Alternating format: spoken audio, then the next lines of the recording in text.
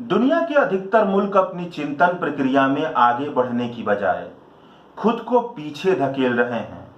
वजह है धार्मिक आधार पर की जाने वाली राजनीति, जिसमें भावनात्मक असर इतना गहरा होता है कि रोजमर्रा के जरूरी मुद्दे छोड़कर आम जनता इन मुद्दों से आसानी से जुड़ जाती है। इस प्रवृत्ति का हालिया गवाह बना है तुर्की। जानकारों का कहना है कि तुर्की के राष्ट्रपति एर्दोगान ने जब यह महसूस किया कि उनका जनाधार तुर्की की जनता के बीच कम होता जा रहा है, तो हागिया सोफिया म्यूजिक या आया सोफिया म्यूजिक को पूरी गर्मजोशी के साथ मस्जिद बनाने का इरादा जनता के बीच उछाल दिया।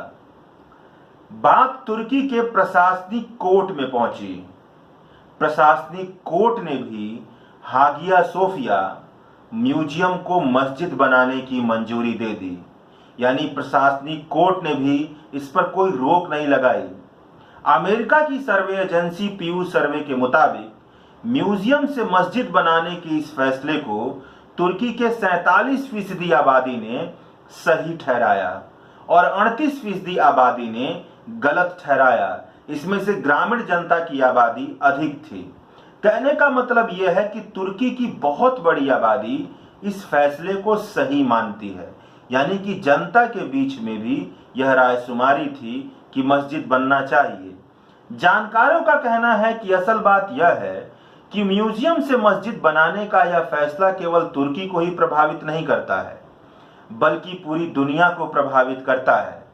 इस फैसले की वजह से इस्लाम और ईसाई धर्म के लोगों के बीच एक बहुत बड़ी दरार डाल दी गई है और इसका प्रभाव पूरी दुनिया के इस्लाम और ईसाई धर्म को मानने वाले लोगों पर पड़ेगा। ये जानकारों की राय है। अब यही पर मौजूदा दुनिया की एक खास प्रवृत्ति समझ लेनी चाहिए। तुर्की कुर्दों पर कहर बरपा रहा है, सीरिया पर हमला करता है, अपने ही देश में जो दक्षिण में कुर्द रहते हैं उनके साथ नाइंसाफी करता है, लेकिन इस पर दुनिया ने कभी हो हल्ला नहीं किया। पत्रकारों, सरकारी अफसरों, विपक्षी पार्टियों, जमीनी कार्यकर्ताओं समेत तकरीबन 1.5 लाख लोगों को तुर्की के राष्ट्रपति एर्दोगान ने अचानक जेल में बंद कर दिया गया। यह बहुत बड़ी खबर थी, लेकिन इतनी बड़ी खबर दुनिया की गलियों में छाने में नाकामयाब रही। लेकिन एक म्यूजियम को जब मस्जिद में बदला गया तो यह खबर पूरी दुनिया में लहर की तरह फैल गई। इसका साफ मतलब है कि पूरी दुनिया में अभी भी धर्म नामक संस्था का सबसे अधिक दबदबा है और इसी का फायदा लोकतांत्रिक समाजों में राजनीति करने वाले मोदी और एर्दोगान जैसे नेता उठाने में कामयाब रहे हैं। इस वैचारिक पृष्ठभूमि में अब बात करते हैं कि आखिरकार तुर्की की इस इमारत हागिया सोफिया का प्रतीकात्मक तौर पर इतना अधिक महत्व क्यों है। क्यों ऐसा हुआ कि पूरी दुनिया में इस पर बातचीत होने लगी। हागिया सोफिया की इमारत की पृष्ठभूमि की शुरुआत होती है रोमन साम्राज्य से। रोमन साम्राज्य में क्रिश्चियनिटी का आधिकारिक तौर पर क्रिश्चियनिटी को धर्म माना जाता था। इस साम्राज्य के 2 हिस्से थे, पहला पश्चिमी हिस्सा और दूसरा पूर्वी हिस्सा।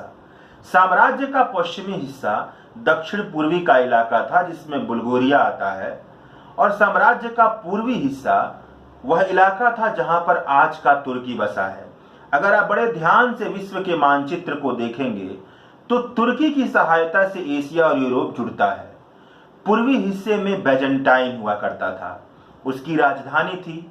आगे चलकर 330 में यही बैजेंटाइन इलाके की राजधानी कॉन्स्टेंटिनोपल बन गई, जिसे कोस्टोनिया भी कहते हैं। इसी शहर में इसके राजा ने एक लकड़ी की छत वाली चर्च बनाई। 330 के बाद इस शहर पर बहुत सारे हमले हुए और जब भी हमले होते थे तो लकड़ी का चर्च जला दिया जाता था और फिर से एक नया लकड़ी का चर्च बन जाता था। यह सिलसिला साल 1232 में जाकर खत्म हुआ। करीब 10,000 मजदूरों के दिन रात लगे रहने के बाद 5 साल में जाकर एक नया चर्च तैयार हुआ, पत्थरों से बना हुआ चर्च तैयार हुआ, एक भव्य गुंबद वाला चर्च तैयार हुआ। कहा जाता है कि पत्थरें और ईंटें अफ्रीका से मनवाई गई थी और इसी चर्च का नाम हागिया सोफिया चर्च बना। बताया जाता है कि हागिया सोफिया को तुर्की भाषा में आया सोफिया भी कहा जाता है और अंग्रेजी में कभी कभी अगर विकिपीडिया की दुनिया पर चले जाएं तो इसको सेंट सोफिया भी कह दिया जाता है। इसकी भव्यता बेमिसाल थी। राजाओं का प्रचलन हुआ करता था कि वह धार्मिक इमारतों को भव्य से भव्य बनवाएं। इस बहाने वह आम जनता से जुड़ जाते थे और उन्हें खुद भी लगता था कि ईश्वर की दुनिया में वह ईश्वर की कृति के माध्यम से ईश्वर के सबसे प्यारे हो जाएंगे। इसीलिए आप देखते होंगे कि भारत में भी बहुत सारी मंदिरें राजाएं बनवाने का उत्तर से लेकर दक्षिण में ये काम किया करते थे और राजाओं और मंदिर, मस्जिद और चर्च बनवाने का इतिहास शानदार और अचरज भरा रहा है। आया सोफिया ग्रीक शब्द से मिलकर बना है। आया का अर्थ होता है पवित्र और सोफिया का अर्थ होता है बुद्धि, यानी कि पवित्र बुद्धि। यह चर्च अपनी भव्यता की वजह से ईसाई धर्म का केंद्र बन गया। बैजेंटाइन साम्राज्य में इस इमारत की तूती बोलने लगी। इमारत ईसाई धर्म की प्रतीकात्मक पहचान बनकर उभरा, जिसके पूरे ईसाई धर्म को जाना जाने लगा। कॉन्स्टेंटिनोपल शहर की एक जबरदस्त खासियत थी कि इस शहर पर कब्जा जमाना बहुत मुश्किल था, क्योंकि जिन किलों के सहारे इस शहर को चारों तरफ से घेरा गया था उनको कहा जाता था कि यह अभेद थी। कई शासकों ने इस पर हमले किए और कई शासक इस पर असफल हुए। कई बार इस पर हमले हुए, लेकिन 1493 में एक 21 साल के सुल्तान ने इस किले को भेल दिया। इस 21 साल के सुल्तान, जिसका नाम फतेह मोहम्मद था, वह भी पहली बार इसे भेलने में कामयाब नहीं हुआ। इतिहास की किताबें कहती हैं कि उसने बार बार कोशिश की और बार बार नाकाम हुआ, लेकिन अंत में जाकर इस सुल्तान की जीत हुई। सुल्तान ने कॉन्स्टेंटिनोपल शहर पर कब्जा कर लिया। चूंकि रोमन साम्राज्य से जुड़े इस शहर का प्रतीकात्मक महत्व था, यानी कि कॉन्स्टेंटिनोपल का, जो कि बैजेंटाइन के इलाके में पड़ता था और रोमन साम्राज्य का हिस्सा था, इसलिए जैसे इस पर कब्जा जमा, ऐसे लगा कि पूरी दुनिया पर मुसलमानों का सपना साकार हो गया। इस शहर का नाम बदलकर इस्तांबुल कर दिया गया। यह इस्तांबुल अब ऑटोमन साम्राज्य की राजधानी बन गई, उसी ऑटोमन साम्राज्य की जिसका एक देश तुर्की हुआ करता था। इसके बाद हागिया सोफिया जो चर्च था उसका धर्मांतरण कर दिया गया और यह चर्च मस्जिद में बदल गया। 20वीं सदी में ऑटोमन साम्राज्य पूरी तरह से जर्जर हो गया। तुर्की को यूरोप का बीमार देश कहा जाने लगा और इसी समय प्रथम विश्व युद्ध हुआ। तुर्की ने जर्मनी वाले खेमे का साथ दिया और तुर्की की जबरदस्त हार हुई। ब्रिटेन, फ्रांस, रूस, ग्रीस जैसे विजेता देशों ने ऑटोमन साम्राज्य के ज्यादातर हिस्से को आपस में बांट लिया और इसी सिलसिले में तुर्की का हागिया सोफिया भी बटा। इसके साथ ही तुर्की में खलीफा शाही का भी अंत हो गया, यानी तुर्की से राजशाही खत्म हो गई। वही खलीफा शाही का अंत जिसके बदले में 1921 के आसपास भारत में खिलाफत आंदोलन छिड़ा था। इसके बाद 1923 में रिपब्लिक ऑफ टर्की की स्थापना हुई और जिसके राष्ट्रपति बने कमाल अतातुर्क। इतिहास की किताबें गवाही देती हैं कि कमाल अतातुर्क कमाल के नेता थे। इन्होंने तुर्की को एक सेकुलर स्टेट की तरह स्थापित किया और हागिया सोफिया मस्जिद को सेकुलर रंग देते हुए म्यूजियम में बदल दिया। यानी हागिया या आया सोफिया न चर्च रहा न मस्जिद, बल्कि एक म्यूजियम, एक संग्रहालय में बदल गया, ताकि अपमान और बेइज्जती का घूंट न मुस्लिमों को पीना पड़े न ही ईसाइयों को। लेकिन यहीं पर जरा ठहर कर सोचिए कि एक समाज जो सदियों से मुस्लिम धर्म में पलने बढ़ने का आदी हो चुका हो, उस समाज में अचानक से डाली गई सेकुलर की दीवारें कैसे कारगर हो सकती हैं। आप समझ सकते हैं कि इन दीवारों का कोई मोल नहीं रहता है, ये केवल पन्नों पर लिखी गई होती हैं। इसीलिए तुर्की में अतातुर्क की प्रशंसा भी होती थी, लेकिन अतातुर्क के कदमों की बहुत अधिक निंदा भी होती थी। कुछ कुछ हाल आप हिंदुस्तान जैसा समझिए। तुर्की में आधुनिक विकास के साथ साथ मुस्लिम कट्टरपंथ भी इसी तरह से बढ़ता चला गया, जिस तरह से समय आगे निकलता चला गया। साल 2002 में रिसेप तैयब अर्दोगेन तुर्की के राष्ट्रपति बने। अर्दोगेन इस्लामिक अतीत की तरफ लौटने की दुहाई देने लगे। कुर्द के साथ तो एर्दोगन ने घनघोर नाइंसाफियों भरा फैसला लिए हैं। ईसाई तुर्की में नाममात्र की संख्या में इस समय बाकी हैं। एर्दोगन ने कई बार हागिया सोफिया को अपने शासनकाल में म्यूजियम बनाने की बात कह डाली। कई बार अपने कामों से यह इशारा किया कि वह दुनिया के मुस्लिमों को एक करना चाहते हैं। हिंदुस्तान की तरह ही तुर्की के राष्ट्रवाद में धर्म का जबरदस्त तड़का लगाया गया है। एर्दोगन ने अपने भाषण में कहा कि हागिया सोफिया का पुनरुद्धार मुसलमानों की सारी सताए हुए दबे कुचलों की उम्मीद की आग को फिर से सुलगाएगा, जिसमें अल अक्सा यानी यरूशलेम की मुक्ति यानी कि आज़ादी भी शामिल है। तुर्की से ही सटा हुआ यूरोप का एक राज्य है ग्रीस, यूरोप में पड़ता है। खुद को बैजेंटाइन साम्राज्य का इस समय उत्तराधिकारी मानता है, उसी बैजेंटाइन साम्राज्य का जिस साम्राज्य के काल में हागिया सोफिया का भव्य चर्च दुनिया के सामने प्रस्तुत हुआ था।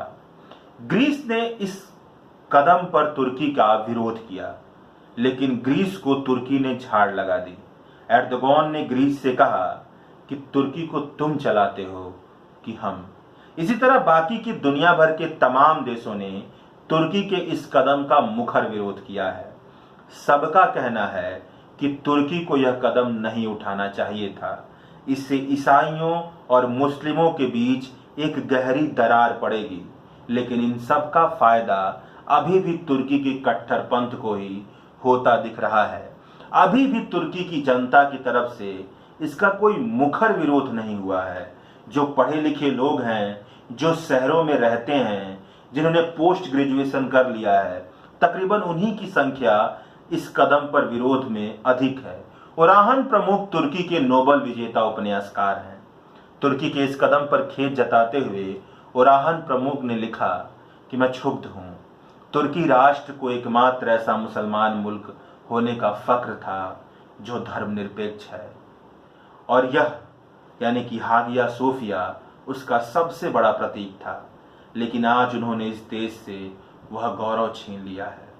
यह कमाल अतातुर्क का सबसे महत्वपूर्ण और सोचा समझा फैसला था, जिसके जरिए वे पूरी दुनिया को बताना चाहते थे कि हम दूसरे मुसलमान देशों से अलग हैं, हम आधुनिक हैं, हम इसी तरह दिखना चाहते हैं। बदनसीबी है कि अब हम धर्मनिरपेक्ष नहीं रहे।